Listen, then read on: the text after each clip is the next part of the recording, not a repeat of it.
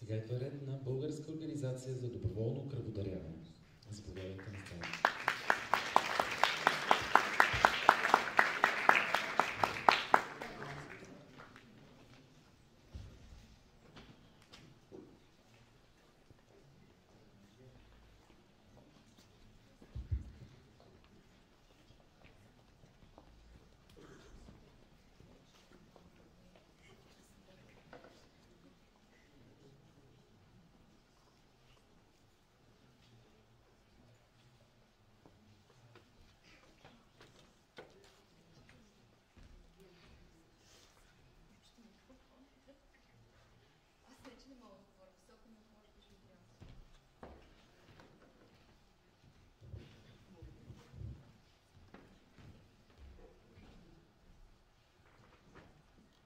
Здравейте от мен. Изключително ми е приятно, защото каузите, които ни събират днес, са много полезни за всички и всъщност показват колко отговорно е нашето общество и колко всъщност трябва да бъде отговорно. А реално световен показател за това колко е израснало едно общество е доколко неговите граждани се включват в доброволчески инициативи. За съжаление, в България сме доста назад и в тази класация, но вярвам, че с ваша помощ можем да го променим. Аз съм Стефка Попова и съм председател на Българска организация за доброволно кръводаряване, един от учредителите преди повече от 14 години. Реално това, което всъщност ни събра е нуждата от кръв. Всеки един от нас, учредителите, се е сблъсквал с проблема нужда от кръв за себе си и за свой близък. Някои от нас многократно, други еднократно, но така или иначе нуждата застига всеки. Всъщност доброволното кръводаряване е една от малкото световни каузи, които засяга всеки един човек. Замисляйки се, всеки ще осъзнае защо, но всеки един от нас тече кръв. И това няма световен аналог. Тоест кръвта не може да бъде сменена с абсолютно нищо друго. Ако някой има нужда от здравна помощ, най-често се налага кръв. И това означава, че за да може здравеопазването ни да функционира адекватно, трябва да има достатъчно кръв. Нещо обаче не. Така, добре, благодарим. Всъщност, какво означава това? Всяка една от болничните инициативи в над 80% изискват наличие на кръв. Статистически абсолютно е доказано, че всеки един от нас, седящите тук и всеки един въобще човек на тази земя, в живота си ще се сблъска с нуждата от кръв за себе си или за свой близък. Всеки един от нас вярвам, че иска да е сигурен, че тази кръв, освен налична, е и безопасна. И тук идва момента за доброволното кръводаряване. Защо едно кръводаряване трябва да е доброволно? Всъщност, какъв е проблема с това да се плаща или родини да даряват кръв? Проблемът е, че когато това се прави под принуда или срещу корисни цели, т.е. срещу пари, хората са склонни да скрият своите противопоказания. В кръвния център кръвта се изследва много ограничено. Това е само за СПИН, хепатит и сифилис. Всичко останало остава вътре в нея. И утре се прелива на нас, на нашите близки и на всеки един нуждаещ се. Тоест от нас зависи, като доброволци, като хора, които освен да ги грижа за другите, ни е грижа и за нас самите, защото нашето здраве също зависи от това, да осигурим безопасната кръв в кръвните центрове. Сигурна съм, че много от вас не са се замисляли дори за проблема, защото вие сте още така, най-вероятно една голяма част от вас нямат и 18 години, не можете да дарявате кръв. Но изключително важно е всъщност това, когато станете на 18, да осъзнавате нуждата и проблема, а не чак когато ви кажат за вашите баба, дядо, мама, татко, трябва да намерите кръводарители, търсете и тогава в болницата ще им бъде помогнато. Когато се сблъскате с тази нужда, всъщност ужаса, който те обзема от това, че няма да помогнат на близките ти, ни кара да правим ужасяващи грешки. Много вероятно са чували, че в България има ширеща се търговия на черно с кръв.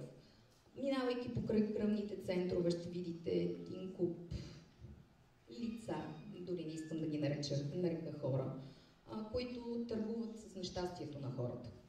Това нещо е изключително опасно. Те влизат вътре в кръвния център, крият своите противопоказания, крият това, че вчера са се друсали, че вчера са пили антибиотици, че имат заболявания. И това нещо не може да се хване.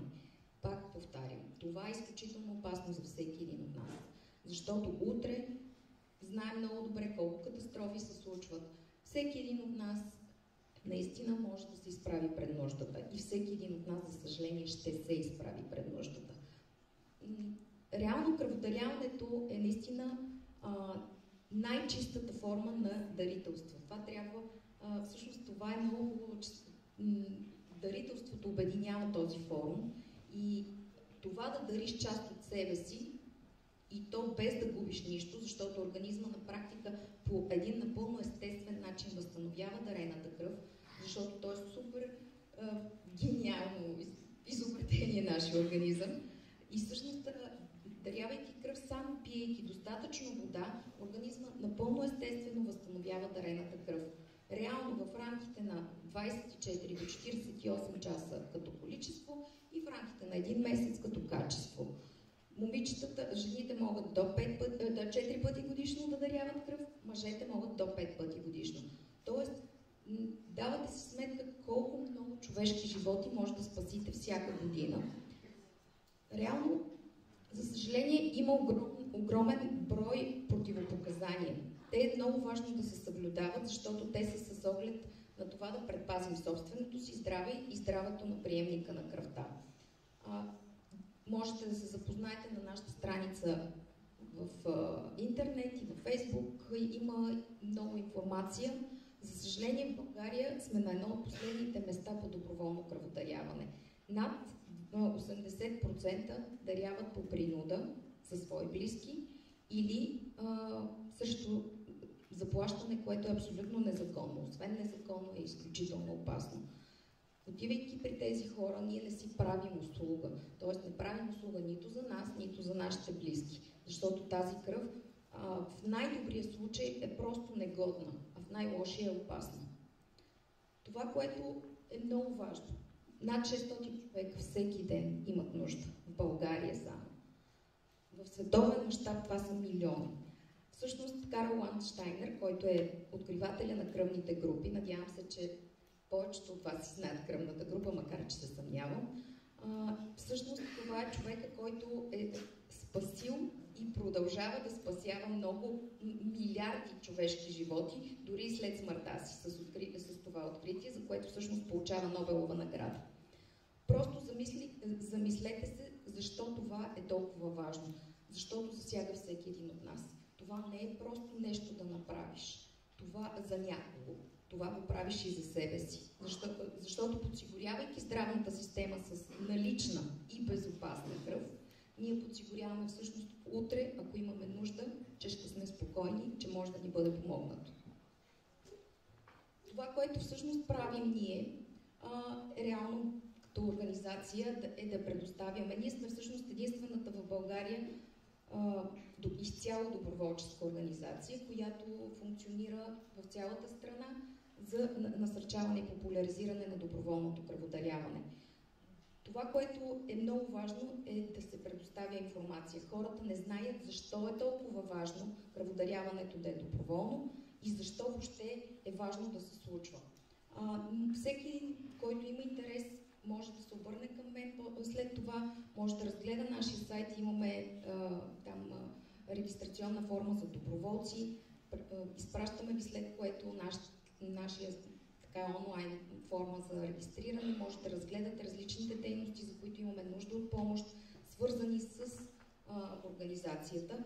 Всеки един ще избере тези, които него привличат и в които би се включил и съответно би могъл да помогне. Независимо дали можете или не можете да бъдете кръводарители, вие можете да помогнете и най-вече проблема ви засяга. Никой от вас не трябва да си мисли, че този проблем не го засяга, защото рано или късно ще разберете колко всъщност много ви засяга. И винаги е по-добре това да е в положителния аспект, а не в отрицателния аспект, когато някой близък е притиснат от обстоятелствата и трябва по спешност да се търси за него кръв. Това, което Освен информационните кампании, правим, разбира се, акции за кръводаряване в големи компании, в различни събития. В събота сме на фестивал на дълголетието в София Тех Парк. Ще има акция за кръводаряване и освен информационна кампания, каня ви, ако желаете да се включите. Това, което направихме е система за взаимопомощ. Система, която на практика се опитваме до момента, до който достатъчно хора започнат да даряват кръв доброволно, да можем да помогнем на хората, които спешно се нуждаят. Защото ежедневно много хора се нуждаят спешно от помощ. Системата за взаимопомощ Дари кръв има мобилно приложение. То е насочено както към кръводарителите, които дългосрочно биха се включили да помагат за такива спешни случаи в техния град, в тяхната кръвна група, в момент, в който те се чувстват добре и им е удобно да отидат да помогнат. И от друга страна, за хората, които спешно имат нужда от помощ за себе си или за свой близък, могат да пуснат призив за помощ, откъдето ние, чрез нашите доброволци, чрез всеки един, който се е регистрирал в системата, намираме подходящите дарители да им помогнем. Системата е напълно безплатна за всички в цялата страна. Може да бъде изтеглена на мобилен телефон, така че лесно може да се работи с нея. Това и QR кода може да... Работим в цялата страна. За съжаление в България все още кръводаряването е доста регионално. Т.е. ако ваш близък има нужда във Варна, вие не може да дарите в София за него, защото, за съжаление, кръвните центрове не искат да транспортират кръв.